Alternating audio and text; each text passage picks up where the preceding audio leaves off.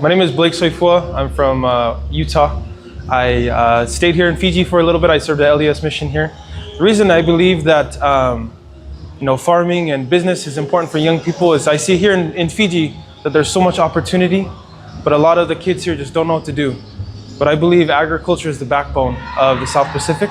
So if the young people are able to tap into their koro, and work with the Torangani koro and people like that, to be able to get land and farm the land, I believe there's a huge international market for the beautiful products of Fiji in America. So I've been to Wanolevu, the Bull of Providence, met with some villages there, met with some people in the highlands, in Nandrongan, Navosa, Naitasiri, Mba.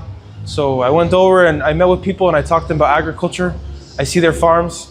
I asked them what their struggles are. And a lot of it all comes down to a market overseas and exporting. But I believe that with Fiji Airways, and the people here, you guys are very, very smart. They're very, very smart people here. We just got to tap into the market and find the right people overseas that are willing to buy the product.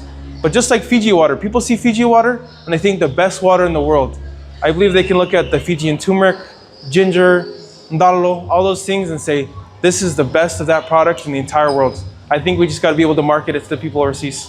So I served part of my mission here. Because of COVID, I had to go home. But I think the things that I saw here was, an issue that we had with a lot of people was getting to church.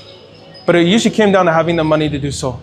So the thing that we encourage people to do is, hey, we can go farm a little bit more, we can go work a little bit harder, we'll be able to pay for the taxis and the cabs. And we don't have to be reliant on the church, but we can be self-reliant when it comes to doing things like that. I think there's better opportunities.